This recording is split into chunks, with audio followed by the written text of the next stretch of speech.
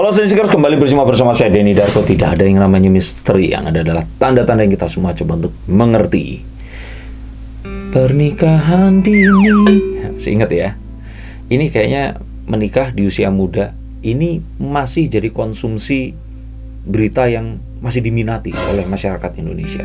Setelah kemarin itu catatan hati seorang istri, atau jadi kalau usia dini menikah itu langsung jadi konsumsi yang enak untuk diperguncingkan. Nggak di tukang sayur pagi-pagi sampai ke komen-komen di sosial media atau di lambe turah ya.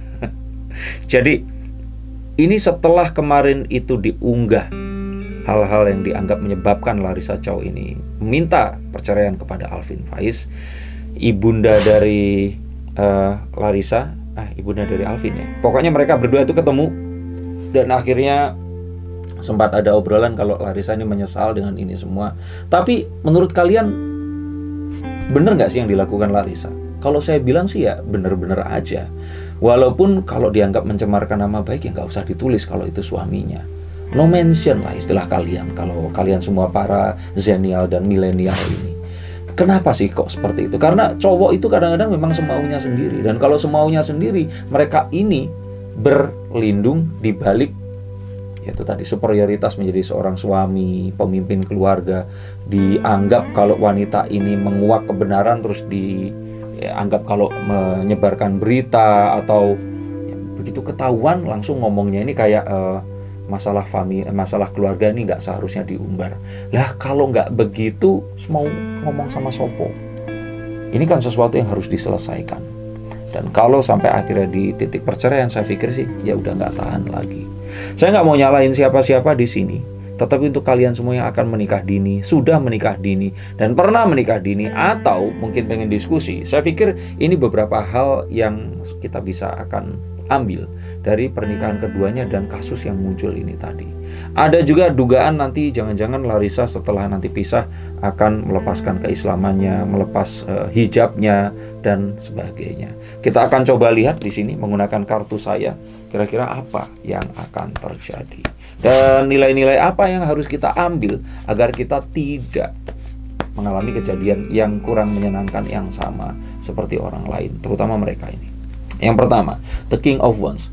Seorang pria itu harus tegas, memiliki jiwa kepemimpinan, tahu akan melangkah kemana, dan yang paling penting lagi adalah jangan melakukan sebuah pilihan karena diminta atau beralasan terhadap sesuatu. Menikah karena agama, jangan juga. Kalaupun ternyata menikah karena Tuhan, ya itu karena kita itu menuruti tanggung jawab untuk mengikuti apa yang diminta oleh Tuhan. Jangan karena agama. Menikah karena ingin dijauhkan dari perbuatan zina. Saya pikir sih pernikahan itu nggak cuma hubungan seksual.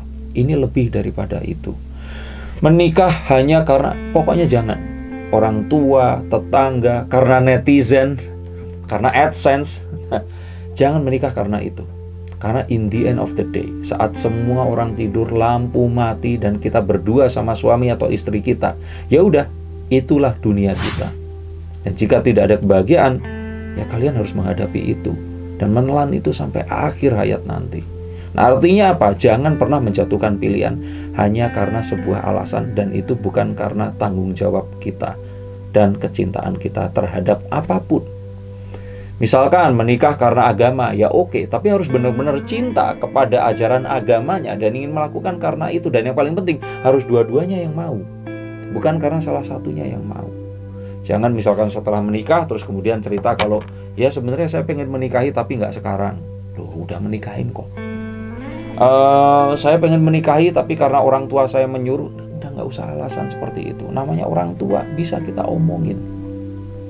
Kalaupun enggak, ya jangan di situ. Pergilah dari orang tua ini karena apa? Tanggung jawabnya ada di kita. Bahkan saat yang nyuruh menikah ini akhirnya sudah meninggal, ya kita harus di sini bertanggung jawab sendiri. Nggak akan bisa kita bilang kalau tuh disuruh tuh sama. Nggak akan bisa. Ini adalah satu hal yang harus kalian camkan biar ini tidak terjadi. Berikutnya lagi, kalau saya lihat di sini, sesuatu yang nggak terduga, sesuatu yang unplanned atau benar-benar hancur secara mendadak seperti ini, itu terjadi karena apa? Karena sang pria ini tuh nggak siap. pria itu harus lebih semuanya. Satu, harus lebih sayang, harus lebih mapan, harus lebih bertanggung jawab, lebih dewasa walaupun mungkin usianya lebih muda. Harus semuanya dibandingkan siapa? Dibandingkan wanita. Wanita ini tempatnya keraguan, kebimbangan, ketakutan, ketidakpastian. Pria di sini harus memastikan itu tadi semua. Dan jika mereka tidak siap sebelumnya, amburadul.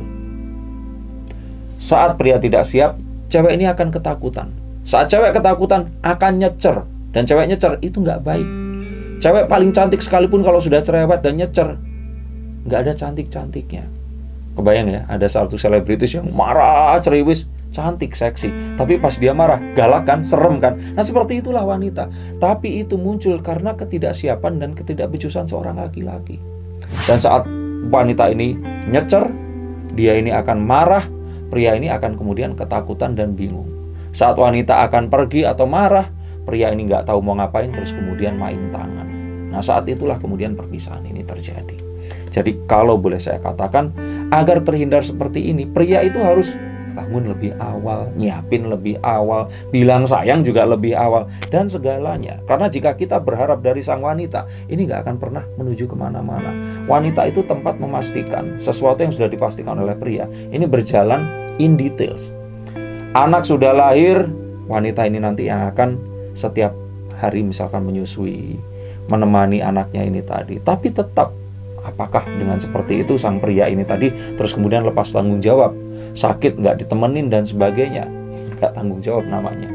Pas happy bikinnya mereka mau, pas sudah lahir terus sakit nggak mau nemenin. Ini adalah sesuatu yang kalau kalian akan di tempat yang sama, hati-hati. Pria harus lebih siap apapun yang terjadi. Dan kalau boleh saya bilang lagi, the Queen of Pentacles, secara materi, secara kepastian memang harus diberikan, tapi kasih sayang pun ini juga penting. Dan kalau berbicara tentang kalau saya bilang namanya seseorang yang suci nggak pernah salah, itu nggak ada. Tetapi saat salah dia mengakui, kedua meminta maaf, bertanggung jawab, dan tidak mengulangi itu, serta memberikan kepastian ke depannya seperti apa. Saya pikir wanita itu tempatnya pemaaf. Mereka ini akan memaafkan. Bahkan kadang-kadang saya berjumpa dengan wanita yang jatuhnya ini permisif. Suaminya udah main tangan, suaminya ini selingkuh dengan wanita lain, tapi dia tetap ada di situ. Nah, para pria di sini jika mendengarkan, cobalah untuk benar-benar itu tadi, tanggung jawablah paling tidak. It's okay untuk kemudian ternyata kalian salah, asal nggak diulang lagi. It's okay untuk terus kemudian jatuh ke sebuah lubang. Tapi untuk meminta maaf, tidak mengulangi lagi, dan bertanggung jawab, ini adalah yang diinginkan oleh seorang wanita. Dan harapannya jika ini semua terjadi, sebenarnya hal yang positif ini tinggal tunggu waktu juga akan terdevelop lagi. Dan perpisahan ini bisa dihindarkan. Yang kita bisa lihat lagi adalah laki-laki itu harus mandiri. Laki-laki ini harus bisa melakukan semuanya seorang diri. Termasuk di sini adalah kalau bisa hindari untuk di bawah bayang-bayang orang tua kalian atau orang yang lainnya. Kerajaan ini harus kalian pimpin sendiri dan kalian rajanya. Istri adalah permaisurinya, dan apapun yang ada di rumah ini adalah peraturan kerajaan. Kalian harus memimpin dan menjatuhkan keputusan. Jika ternyata tidak, kalian hanya akan menjadi budak oleh ketakutan kalian sendiri. Kalian akan melakukan sesuatu yang tidak kalian senangi, dan ends up kalian akan mencuri waktu untuk melakukan apa yang kalian sukai. Misalkan harus meneruskan usaha orang tua, nggak menikmati, akhirnya curi waktu ya di saat misalkan main futsal, main games, terus kemudian lebih pilih pergi bersama teman. Karena apa? Karena dia nggak merasa ini sesuatu yang harus dia teruskan. Dan terus kemudian tanggung jawab ini nggak ada. Karena apa? Karena merasa ini semua masih di bawah bayang-bayang orang tua kita. Nah, ada baiknya ini semua bisa dihindari. Dan pastikan jika kalian semua berhubungan dengan seorang lelaki, pastikan laki-laki ini memiliki sesuatu yang memang dia kerjakan, dia cintai, dia bertanggung jawab di situ, dan dia tidak melakukan itu karena ya aku mah terpaksa di sini. Itu nggak cowok banget. Mendingan kalian nikah dengan seseorang yang less wealthy, orang yang nggak terlalu kaya, orang yang nggak terlalu segalanya, tapi dia punya satu hal, yaitu tanggung jawab. Dan satu hal yang ingin saya sampaikan, jika memang betul, The Knight of Swords. Laki-laki itu memang harus struggle dengan mindset dan logika mereka. Betul, boys will be boys. Laki-laki ini kan nggak tumbuh kayak wanita. Oh, sebentar, maksudnya nggak tumbuh itu seperti ini. Sering saya katakan, laki-laki kan nggak terus tiba-tiba rambutnya pendek harus dipanjangin, ya kan? Harus pakai baju yang berbeda. Kalau cowok sama cewek waktu kecil ini kan bajunya sama, kayak cowok. Piyamanya sama, semuanya sama. Begitu wanita ini umur 10 tahun harus pakai rok pergi ke sekolah. Mereka harus rambutnya dipanjangin, mereka harus behave, mereka melakukan sesuatu yang nggak dilakukan oleh pria. Nanti saat mereka datang bulan di usia 14-15 tahun, saat mereka terus kemudian tumbuhnya berbeda, pinggulnya membesar, payudaranya juga tumbuh di situ. Dan dengan semua hal ini tadi, mereka menghadapi hidup yang berbeda dengan seorang laki-laki. Sedangkan laki-laki ini cuma badannya tambah besar, tumbuh rambut lebih banyak, tapi kelakuannya tetap gocap. Saya mengalami ini dan saya tetap seperti itu. Boys will be boys. Tapi saat dia menjadi seorang ayah, saat dia menjadi seorang suami, dia harus menjadi seorang king, harus menjadi seorang raja, leader. Dia nggak boleh menjadi anak-anak lagi. Dan tugas dia adalah satu, memimpin istrinya. Dan jika ini memang terjadi, kalau ternyata pasangan kalian, suami kalian ini kekanak-kanakan, ajak ngobrol, minta mereka untuk berpikir tentang masa depan, karena ini harus selalu diingetin. Ingat, ada beberapa suami yang berpikir, ya nggak apa-apa lah, hobi mancing, hobi ngumpulin kura-kura, atau ngumpulin ikan hias, atau apapun, ini kan lebih baik daripada gue selingkuh di luar sana. Ya nggak baik juga kalau ternyata dalam 24 jam, lebih dari 12 jam kalian melakukan itu dan kagak ada duitnya. Ya kalau pekerjaannya misalkan pimpinan pabrik, pondok pesantren atau apapun, tapi kegiatannya lebih ke arah sana, kan akan dipertanyakan. Kalau saat ditanya, lah kan gue masih muda. Lah, kalau muda kenapa nikah? Nah, ini yang harus hati-hati dan benar-benar kita cermati. Jangan sampai kita berkomitmen, padahal kita belum siap untuk mengerjakan sesuatu yang kita anggap tidak kita sukai. Tapi itu adalah tanggung jawab yang harus kita lakukan. Dan memang akhirnya pria ini memiliki satu penyakit yang secara alternatively ini bisa disembuhkan. Ada juga yang memang akan yang menahun ya jadi seperti itu, nggak punya tanggung jawab. Dia merasa egonya besar untuk ya sudah, ya ini kehidupan gua. Dan ini terjadi, dan ini akhirnya merusak rumah tangga. Terutama jika ternyata laki-laki ini lahir dari sebuah keluarga kaya raya, dan dia lahir ceprot seperti itu tanpa adanya perjuangan. Biasanya laki-laki ini akan tumbuh tidak terlalu mandiri. Dia ini takut mengambil keputusan, dan apapun itu selalu dia.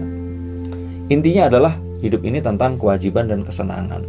Kewajiban adalah sesuatu yang dia nggak sukai tapi harus dilakukan. Kesenangan adalah dia ingin spare waktu, dan kalau dia melakukan ini nggak boleh diganggu. Nah, gimana caranya? Ya kesenangan ini waktunya ditambah, ini waktunya dipersempit.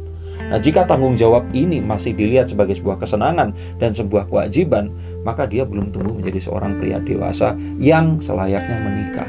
Dia harus develop dulu sense of responsibility itu tadi, bahwa ini adalah satu kelengkapan menjadi seorang pria, dan ini tidak bisa untuk dipisah-pisah. Saat memang kita harus bekerja, ya artinya kita harus bekerja.